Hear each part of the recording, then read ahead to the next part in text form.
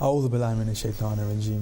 Bismillahir rahmanir rahim. Assalamu alaikum and welcome to another show on Best of Both Worlds, a program where we like to discuss contemporary youth issues which affect our daily lives today, and we like to also mention practical elements on how we can better ourselves, inshallah.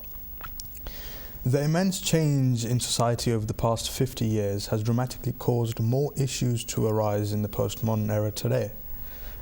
For example, the rapid shift in technology, the increase in divorce rates, the increase in wanting to live a lavish life, for example, the American dream, as some may call it, and without finding the balance between religion and materialism, some may further get distracted from life and may focus more on this life than the hereafter. We may find that in life in general, there are always times that we feel more spiritual than other days. We all, especially in our youth, can go through these phases and different periods without having a key consistency. Our level of religiosity can differ for all sorts of factors. Therefore, today's topic, an important topic to discuss, is to shed some light on God consciousness. The idea of having the sense of awareness of a greater being, none other than God subhanahu wa ta'ala, Allah. God consciousness can also be known as taqwa, and we will go into more detail on the definition of this further on in our discussion. And in today's discussion, we would like to break it down by analyzing the following questions. Why is it that on some days we are more religious than others? Why is it that when a tragedy befalls on us or a problem occurs in our life, we reach out to God only then? And should this always be the case? What can we do to instill in our kids from a young age the idea of God consciousness? What is actually the meaning behind the definition of a greater being in this society that we should look down on? How can we focus on our prayers with concentration rather than think of worldly desires? And finally, given examples of our Prophet, peace be upon him, and his and what he has left behind for us, and how we can follow him as a role model to gain lessons in implementing in our lives God consciousness, the sense of God being all around us. All this and more to be discussed today. I'd like to welcome onto the show our honourable guest, Sayyid Zafar Abbas. Assalamu alaikum, Sayyid.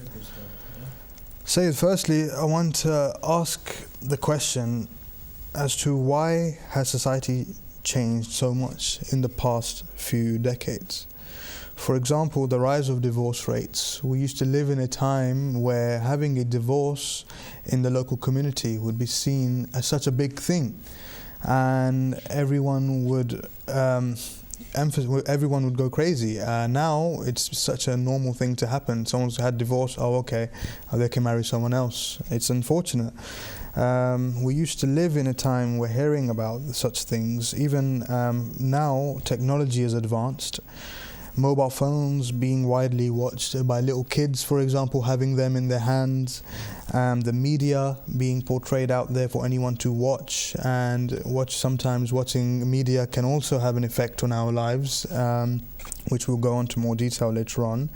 TV programs nowadays, especially, Sayyid, we find that a lot of TV programs have inappropriate scenes which we should stay away from. All these things which basically get away from God, from us remembering God. So therefore I'd like to ask the first question: in a society such as this, where such issues are being normalized, how can we remain God conscious? Bismillahir Rahmanir Rahim. Alhamdulillah Rabbil Alameen wa sallallahu ala Sayyidina Muhammadin wa alihi tayyibin at-tahirin.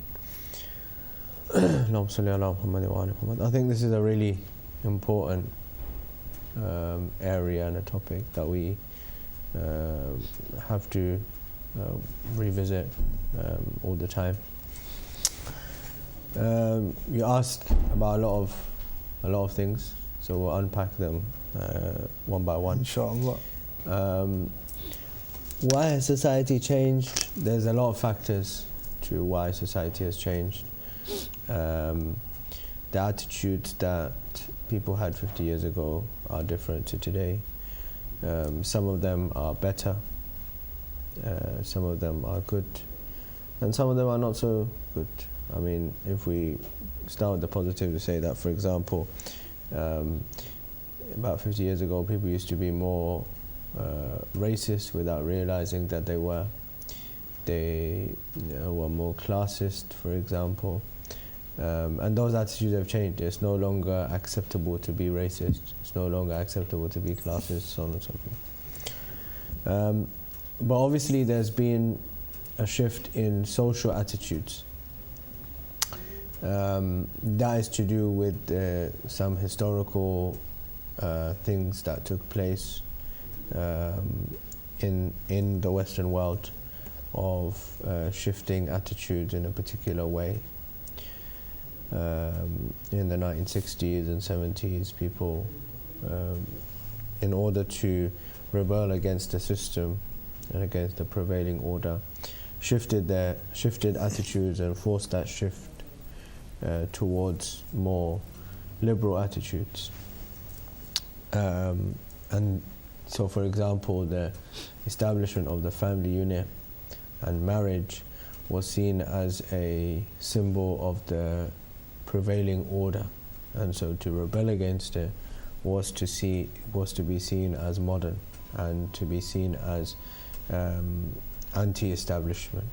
So, in a sense, to show that you were going against the established norms and established practices of society. Invariably, that was going to affect not only the majority of people living in the society, but also Muslim communities as well. And now, obviously, we've got a second factor which you alluded to regarding the media, and now we have social media as well, which means that if there's an attitude in a particular part of the world, it's no longer going to be restricted to that part of the world.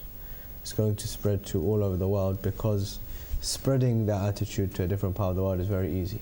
It's very quick. There's no, it doesn't take any time to spread that attitude to a different part of the world.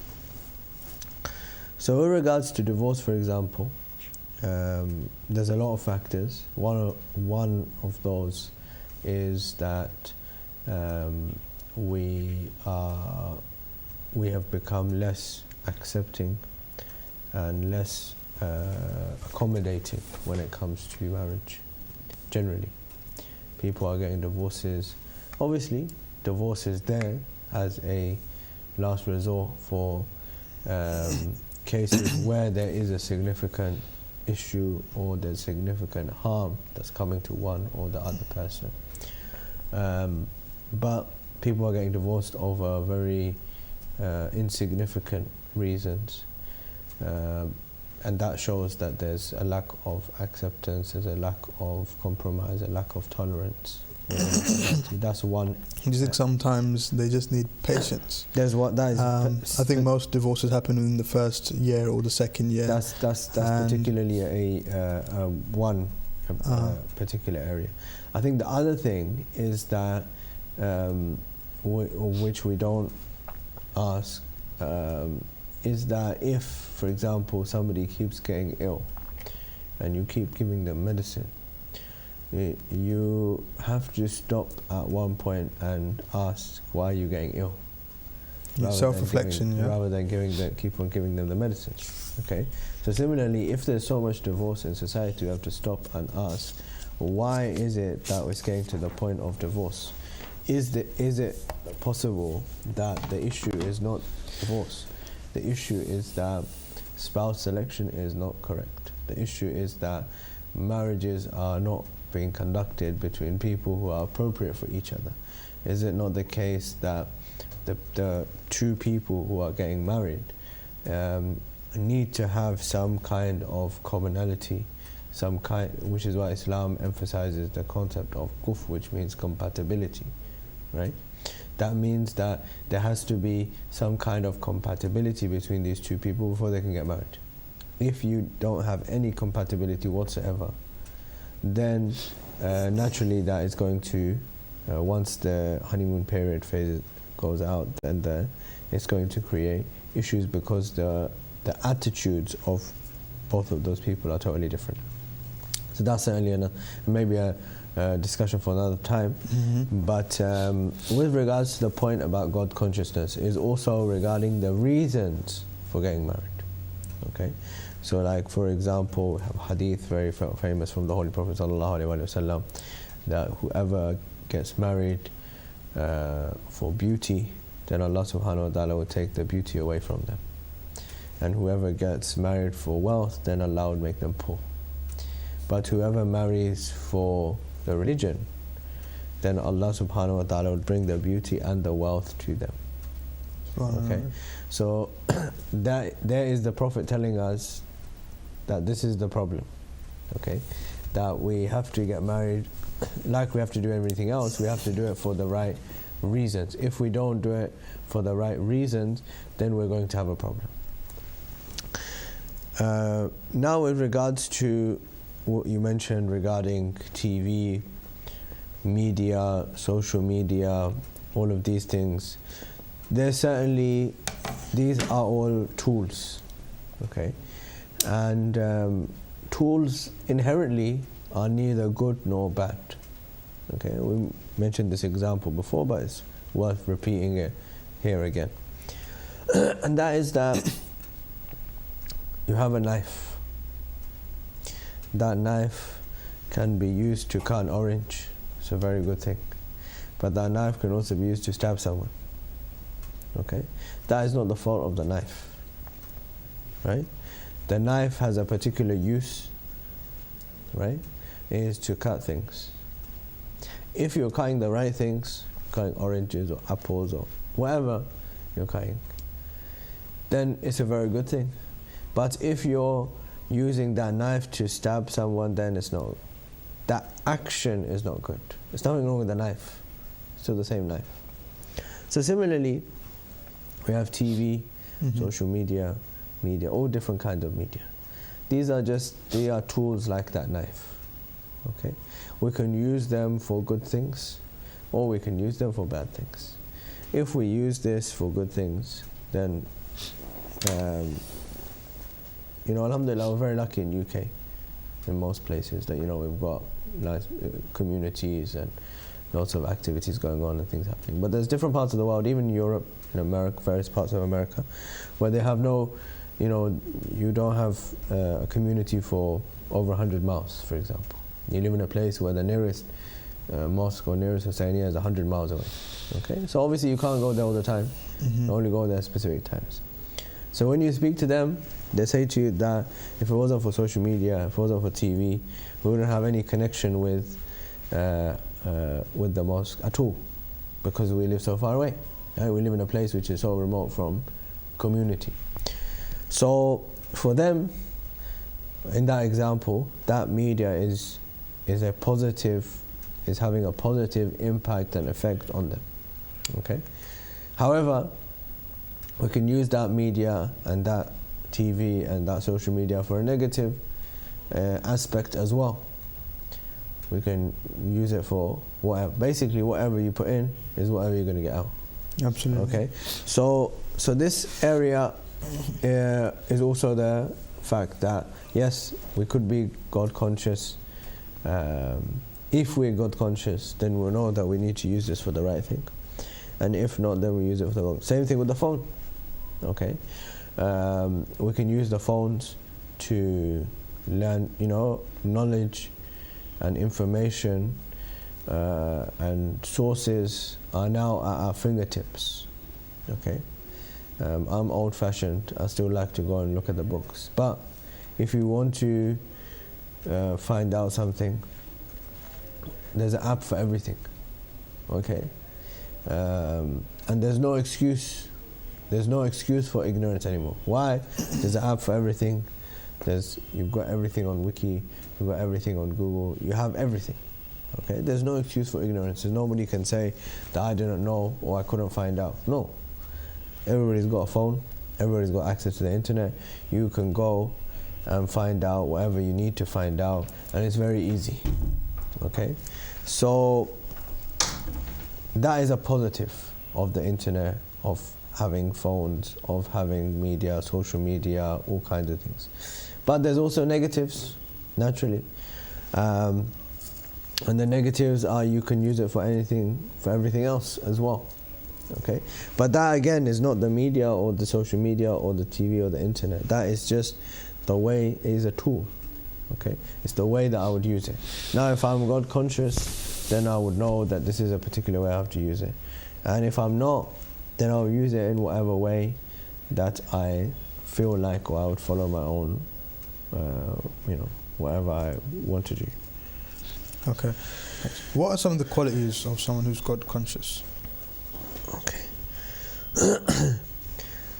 Right. So, in terms of a person who's God conscious, or taqwa, as we call it in Islam, very basic definition of taqwa is that there has to be balance in my life. So we'll go with the literal word, and then I'll give a more detailed definition. So if you go for the literal word taqwa, it comes from wiqaya, which means to protect. So taqwa is like a person who's going into war and they put their armor on to protect themselves. Okay? So when you're going out into the dunya, you're putting on this armor, this shield, to protect yourself from all the evil, from all the sin, from all the wrongdoing, everything. That is taqwa. Okay? From the literal definition point of view. Now when you go to the technical definition, so what does it mean in terms of what am I supposed to do? That is what taqwa is. But how do I achieve that? How do I get to that point? So Islam teaches us balance. Okay?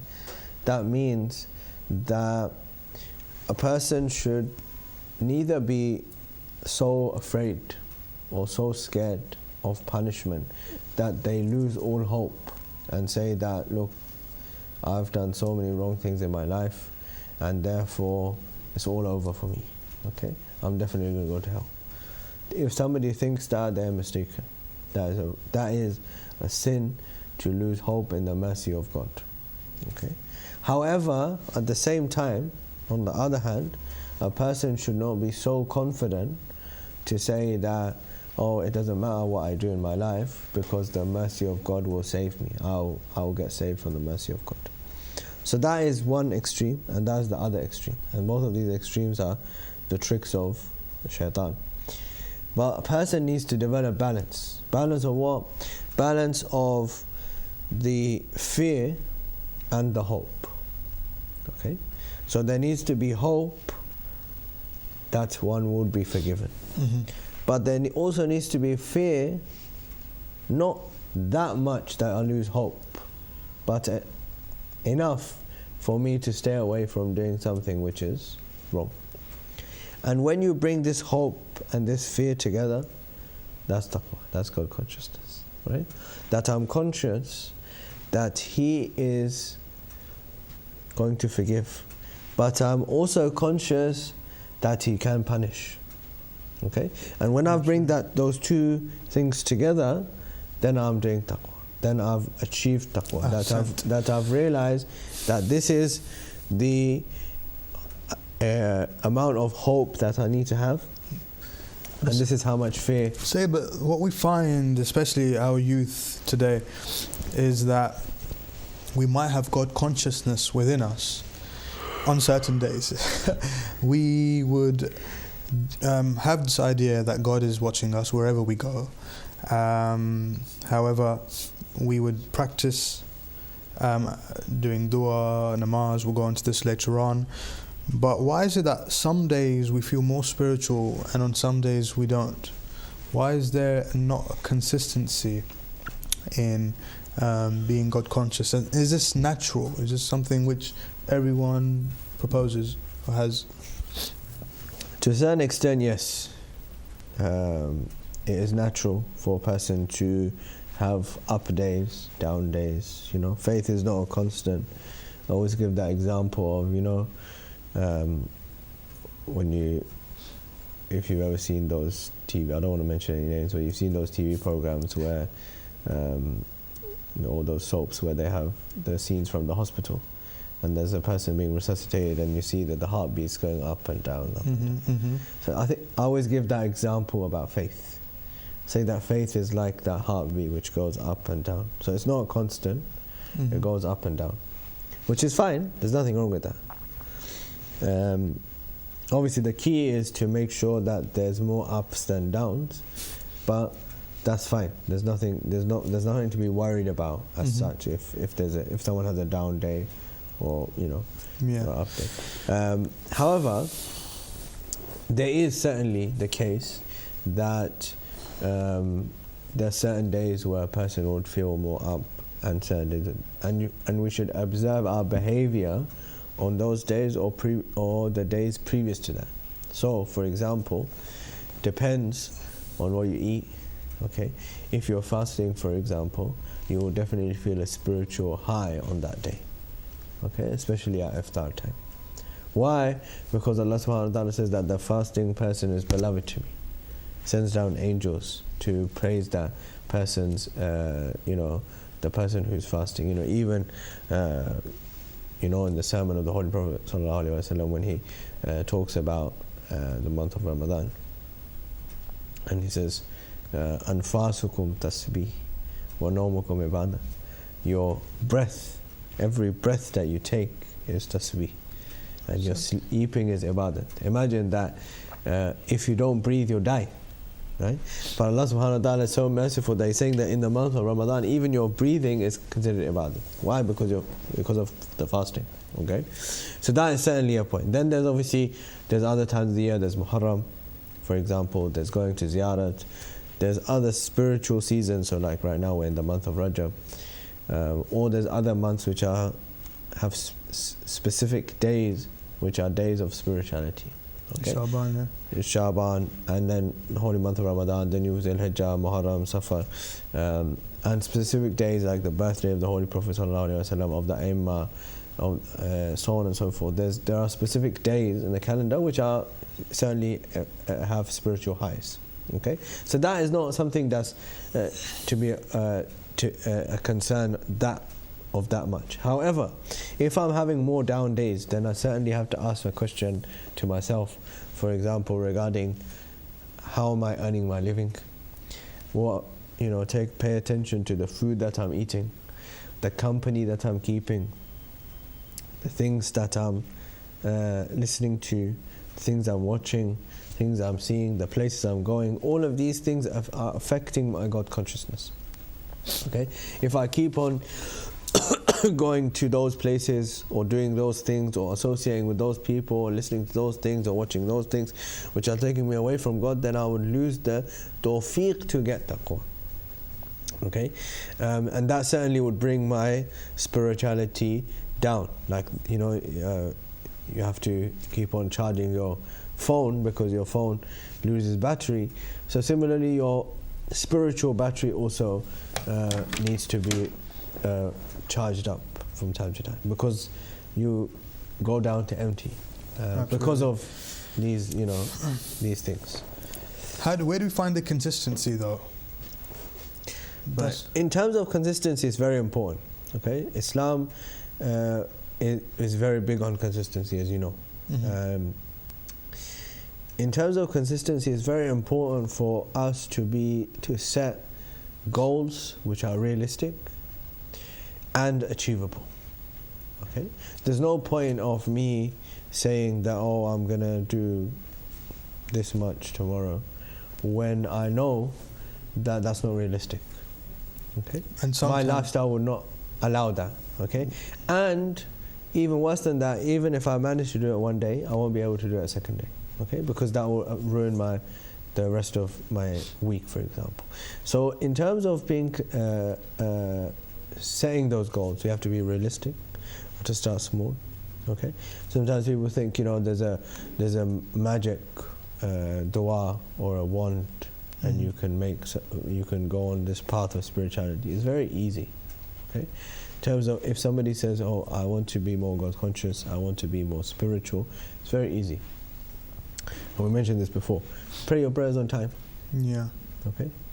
Say that tomorrow, okay, I am going to pray every one of my prayers on time, and do that for a week, and see how that changes your life. Then say, okay, I've done that for a week. Now I'm going to every day pray some mustahab prayers, 2 rakat mustahab prayers. Okay. I'm going to once a week fast, mustahab fast. Okay. Add these on gradually. Don't try and do everything at once. Do gradually, one by one. Okay. When you do these little things one by one, you will see that it will help your spiritual growth because you're being consistent.